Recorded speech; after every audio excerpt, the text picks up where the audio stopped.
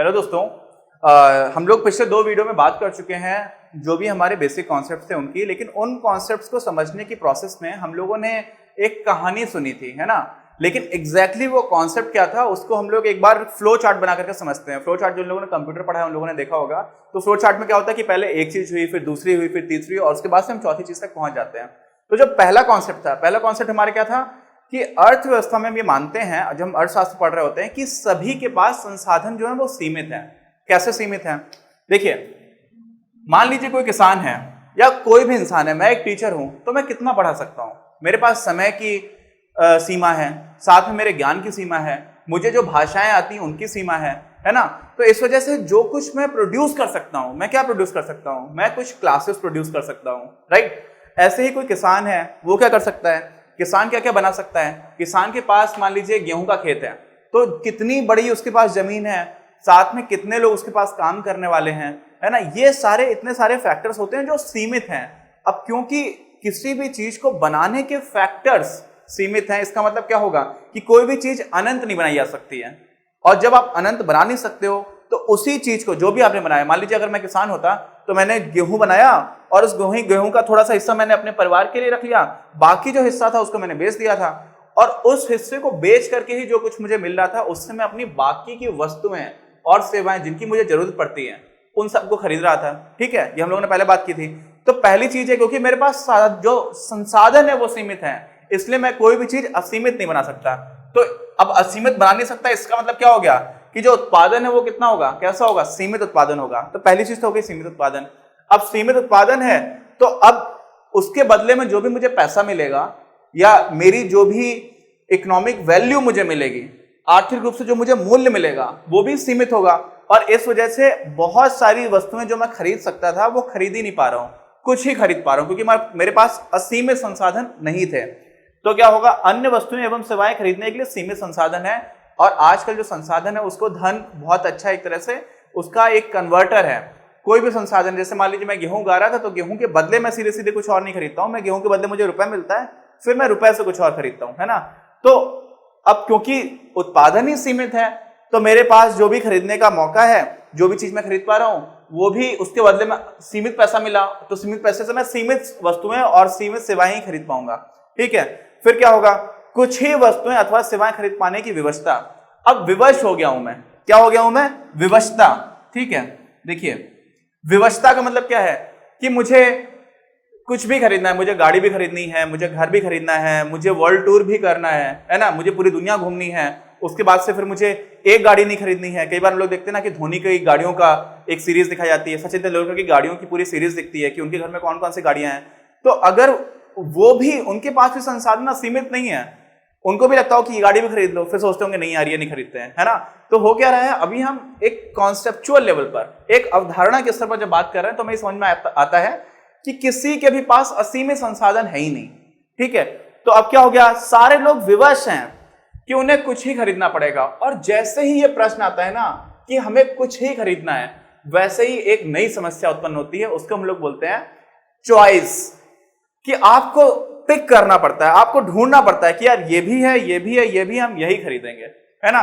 तो चॉइस कब आती है? अगर मान लीजिए चॉइस, सारे लोगों को सब कुछ लेने की पूरी पूरी स्वतंत्रता हो, आप आंख बंद कर रहे हो और सोच रहे हो कि ये चीज आ जाए, ये चीज आ जाए, तो चॉइस का मतलब ही नहीं है। समझ रहे हैं ना? चॉइस आती ही तब है जब आपके पास सब कुछ करने का मौका ही नहीं है। जैसे मेरे पास समय है, तो इस समय में मैं क्या कर सकता हूं? कोई मूवी देख सकता था, ठीक है, कोई किताब पढ़ सकता था, कुछ खेल सकता था, है ना, कहीं रास्ते में घूम सकता था। अभी हालांकि घूम तो नहीं सकते, लॉकडाउन चल रहा है, लेकिन बहुत सारे ऐसे काम थे जो मैं कर सकता था इस टाइम पर। फिर मूवी भी देखने की बात आई तो कौन सी मूवी देखो, है ना। डॉक्यूमेंट्रीज भी देखी जा सकती है, जैसे डिस्कवरी चैनल है, नेशनल ज्योग्राफी, इन पर बहुत अच्छी अच्छी डॉक्यूमेंट्रीज आया करती थी। हिस्ट्री चैनल है, उस पर बहुत अच्छा कुछ आया करता था। इकोनॉमिक्स के आप लोग विद्यार्थी हैं ना, अर्थशास्त्र के, तो अर्थशास्त्र पर तो बहुत ही अच्छी डॉक्यूमेंट्रीज बनी है। तो मेरे पास भी क्योंकि इतने सारे ऑप्शंस अवेलेबल हैं और मैं सब कुछ नहीं कर सकता, इसलिए मुझे विवश होना पड़ता है कोई एक चीज पिक करने के लिए, कुछ दो चीजें। वैसा ही हमारे पास संसाधन के केस में होता है, तो हम कुछ ही वस्तुएं अथवा सेवाएं खरीद पाने की हमारी विवशता होती है, और इस वजह से सभी के पास सीमित संसाधन है।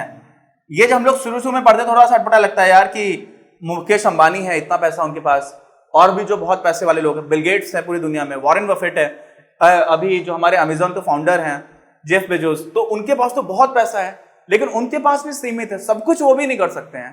ठीक है, तो एक तो ये कॉन्सेप्ट था जिसको हम लोगों ने फिर से रिवाइज कर लिया, क्योंकि कॉन्सेप्ट लेवल पर जब भी आप इस तरह से समझ जाएंगे ना तो आप भूलेंगे नहीं। अब इसी में एक दूसरा कॉन्सेप्ट है, उसको भी हम लोग अभी रिवाइज कर लेते हैं। दूसरी बात जो आती है वो हम लोगों ने क्या सीखी थी कि सामाजिक स्तर पर भी, किस पर, सामाजिक स्तर पर भी संसाधनों की कमी है। क्यों कमी है? क्योंकि समाज किससे मिलकर के बना हुआ है? लोगों से मिलकर के बना हुआ है, और लोगों को जो कुछ भी चाहिए वो असीमित है। तो सारे लोगों को मिलकर के जो कुछ चाहिए वो भी असीमित है, लेकिन सब कुछ तो बनाया नहीं जा सकता। तो यहां से दो तरह की समस्याएं निकल करके आती हैं। देखिए, समस्याएं आती जा रही हैं, और क्यों आती जा रही हैं? क्योंकि हम लोगों ने पहला जो अजम्पशन था वो काफी हद तक वास्तविकता के करीब है, रियलिटी से बहुत क्लोज है। वो क्या था कि सीमित संसाधन है, और हम लोगों ने एक व्यक्तिगत स्तर पर बात की थी, किसी व्यक्ति के स्तर पर बात की थी। लेकिन अभी क्या बात कर रहे हैं? अभी बात कर रहे हैं कि सामाजिक स्तर पर भी जो संसाधन है वो सीमित होते हैं। और इससे क्या हो जाता है? इससे दो चीजें निकल करके आती हैं कि आपको लोगों की पसंद और नापसंद को समझना पड़ेगा। जैसे मान लीजिए कि मेरे पास कुछ भी है, लकड़ी है मान लीजिए। अब लकड़ी से मैं सोफा भी बना सकता हूं, लकड़ी से मैं कुर्सी भी बना सकता हूं, और लकड़ी से ही मैं अलमारी भी बना सकता हूं। ठीक है, और लकड़ी से ही कुछ और भी बोर्ड बन सकता है लकड़ी से। ठीक, अब हो सकता है कोई ऐसा समाज है जहां पर सबको बोर्ड चाहिए, सबको क्या चाहिए? ये बोर्ड चाहिए, और आपने क्या किया? आपने सारी कुर्सियां बना दी लकड़ी से। तो जो भी समाज के संसाधन थे वो बर्बाद हो गए। क्यों? क्योंकि उस समाज में कुर्सी किसी को चाहिए ही नहीं है। आई बात समझ में आपको? तो इसलिए सबसे ज्यादा महत्वपूर्ण यह भी हो जाता है कि क्योंकि संसाधन हमारे पास सीमित हैं, तो हमें यह समझना पड़ता है कि समाज में लोगों को चाहिए क्या है। ठीक है, और इसीलिए लोगों की पसंद और नापसंद बहुत महत्वपूर्ण हो जाती है। अब आपको पता चल गया कि लोगों को क्या चाहिए, ठीक, लेकिन यह इतना आसान नहीं है। समझ रहे हैं आप? छोटा सा बच्चा भी है समाज का हिस्सा, तो उसका तो मन बदलता रहता है, कभी ये चाहिए कभी वो चाहिए, और कई बार ऐसा होता है कि हमें पता नहीं होता कि हमें चाहिए क्या है। जैसे मान लीजिए आज से 2007 या 2006 के टाइम पर एप्पल ने अपना पहला फोन लॉन्च किया था। तब पहला ऐसा फोन आया था जिसमें पूरा टच स्क्रीन हुआ करता था। आज सारे फोन है जो टच स्क्रीन भी हैं और पूरा आपको फुल डिस्प्ले दिखता है। ठीक है, तो 10 से 12 साल पहले पूरी मानवता को नहीं पता था कि उन्हें कोई ऐसी चीज पसंद आएगी। ठीक, क्योंकि इसमें आज हम कर क्या बातें बहुत सारे, मैंने आपको पहले भी एक वीडियो में बताया था कि टॉर्च का भी काम करता है, गाने भी सुन सकते हो आप, बात भी कर सकते हो, 50 तरह के टूल्स हैं जो इस फोन में आपके पास हैं। लेकिन ये चीज आज से 12 साल, 2007 को ज्यादा समय हो गया, 15 साल पहले मान लीजिए, 15 साल पहले पूरी दुनिया में किसी को पता नहीं था कि किसी को ये चीज अच्छी लगेगी। आप समझ रहे हैं ना? तो कई बार ऐसा होता है कि लोगों की पसंद और नापसंद बन रही होती है, नई तरह की पसंद ही बन रही होती है। और इसी वजह से कई लोग ऐसे भी हैं, मान लीजिए कोई बहुत एक बड़ा ग्रुप था जो किसी तरह के शास्त्रीय संगीत को बहुत ज्यादा पसंद करता है, और उन लोगों की मान लीजिए किसी कारणवश मृत्यु होती चली गई, तो कई बार जो उनकी पसंद है समाज में लोगों की वो बदलती रहती है। अब क्योंकि पसंद लगातार बदल रही है, और एक इंसान की भी पसंद बदल सकती है, इसलिए लोगों को वास्तव में क्या पसंद है और क्या नापसंद है वो पता करना बहुत कठिन है। हम लोग अवधारणा के रूप पर, कॉन्सेप्चुअल लेवल पर तो बात कर सकते हैं कि यार लोगों को जो पसंद है बस वही बनाओ तो सबसे अच्छा है, लेकिन समस्या यह है कि लोगों को पसंद क्या है वो कैसे पता किया जाए, है ना? तो एक ये समस्या आ जाती है। लेकिन आपको इतना समझ में आ रहा होगा कि ये बहुत महत्वपूर्ण बात है कि आपको कोशिश करनी चाहिए कि लोगों को क्या पसंद है और क्या नहीं पसंद है। और इससे एक और समस्या क्या निकल के आती है, अब आपको समझ में आ गया कि लोगों को क्या पसंद है, जो पसंद है वो बनाया जाए, तो वहां से हमें उत्तर मिलता है कि क्या क्या बनाया जाए। ठीक, अब समाज की हम बात कर रहे हैं, हम किसी एक इंसान की बात तो कर नहीं रहे। तो समाज में हो सकता है कि समाज में 100 लोग हैं मान लीजिए टोटल, मान लीजिए, बहुत ही गंदा assumption है लेकिन मान लेते हैं कि 100 लोग हैं। अब उन 100 लोगों में 5 लोग हैं जिनको क्रिकेट देखना है, ठीक, तो क्रिकेट खेलने वाले लोग भी होने चाहिए, और 4 लोग ऐसे हैं जिनको फुटबॉल देखनी है, तो आपको फुटबॉल भी बनाना पड़ेगा, है ना? अब आपने ऐसा कर दिया कि 5 लोगों को देखना है क्रिकेट और 4 लोगों को देखना है फुटबॉल, तो 5 लोगों के लिए आपने सब कुछ, जितने भी रिसोर्सेस थे सारे लोगों को क्रिकेट खिला दिया, तो 4 लोग भी तो नाराज हो जाएंगे।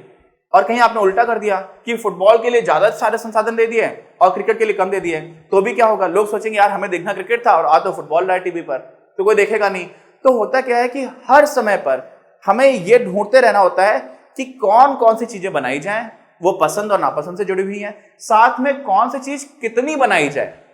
समझ रहे हैं ना? मतलब कई लोगों को पसंद है लेकिन कितने लोगों को पसंद है, तो वहां कितना जो है ना उसको हम लोग बोलते हैं क्या, क्वांटिफाई करना। क्वांटिफाई समझ लीजिए, इंग्लिश में थोड़े थोड़े टर्म्स इंग्लिश के भी सीखते रहते हैं। क्वांटिफाई करने का मतलब होता है कि हम गणना कर पा रहे हैं कि नहीं इतने ही लोगों को ये चीज चाहिए है, नहीं तो बर्बादी होगी। आपके घर में खाना बनता है, ठीक, खाना बनाने वाले 5-6 लोग घर में रहते हैं, सारे लोगों को 2-2 रोटी ऑन एन एवरेज खाना है, तो 6 लोग रहना है तो 12 रोटी बनेगा। तो आपने सोचा ये नहीं आज तो पनीर की सब्जी बनती है और पनीर की सब्जी सारे लोगों को बड़ा ही पसंद है, तो एक दिन आपने बहुत ज्यादा बना दिया, वहां पर भी आपको सीमा देखनी पड़ेगी। तो आपको हर समय पर यह समझ में आना चाहिए कि कब पसंद बढ़ रही है, कब पसंद घट रही है। कई बार शादी विवाह में ऐसा होता है कि जो भी खाना खिलाने की हम लोगों के यहाँ होता है, एक कोई कार्यक्रम हुआ, सारे लोगों को खाना खिलाया जा रहा है, तो बहुत सारा खाना फेंका जाता है। और उसमें भी कई बार ऐसा देखा जाता है कि कोई विशेष तरह की सब्जियां या पकवान फेंके जाते हैं। क्यों? क्योंकि आमतौर पर पूरी भीड़ को वो पसंद ही नहीं है और आपने वो बनवा दिया। अब एक चीज ऐसी जो आपको पसंद नहीं, एक चीज ऐसी जो पसंद है, तो आपको जो पसंद है वही खाएंगे आप। तो वहां पर भी क्या हो रहा है? संसाधनों की बर्बादी हो रही है ना। तो क्या क्या बनाया जाए और कितना बनाया जाए, इन दोनों प्रश्नों का उत्तर ढूंढने की कोशिश भी हम लोग अर्थशास्त्र में करते हैं। और ये जो लास्ट में लिखा हुआ है, और संसाधनों को किस तरह उपयोग किया जाए, इसका क्या मतलब हुआ? इसका मतलब ये हुआ जो मैंने अभी बोला कि कितना बनाया जाए। इसका मतलब क्या हुआ कि कितने लोग किस चीज को बनाने में लगाए जाए और कितने लोग किस चीज को बताने में लगाए जाए। अब मैंने कितने लोग बोल दिया, यहां पर आप समझिएगा सिर्फ लोग नहीं है संसाधन, लोग निश्चित रूप से बहुत ही महत्वपूर्ण संसाधन जो मैं आपको पिछले वीडियो में बता चुका हूं, लेकिन लोगों के साथ साथ भूमि भी संसाधन है। कितनी जमीन पर खेती होनी चाहिए, फिर जंगल भी संसाधन है, तो कितनी जमीन पर जंगल रहने चाहिए। तो सबसे ज्यादा मूलभूत जो प्रश्न है हमारे अर्थशास्त्र में वो यही घूम करके आता है कि संसाधन जो है उनका बंटवारा कैसे किया जाए। तो पिछले 2 वीडियो में जो भी हम लोगों ने पढ़ा था अभी तक, उन सारी चीजों को कॉन्सेप्चुअल लेवल पर हम लोगों ने क्लियर कर लिया है। अब इसी चैप्टर को आगे हम लोग अपने अगले वीडियो में पढ़ेंगे। मिलते हैं अगले वीडियो में। अगर आपको ये वीडियो पसंद आया तो प्लीज इसे अपने दोस्तों के साथ शेयर करें, लाइक करें, आपके अपने चैनल अपनी क्लास को सब्सक्राइब करें और बेल आइकन को प्रेस करना ना भूलें। Thank you very much, have a nice day.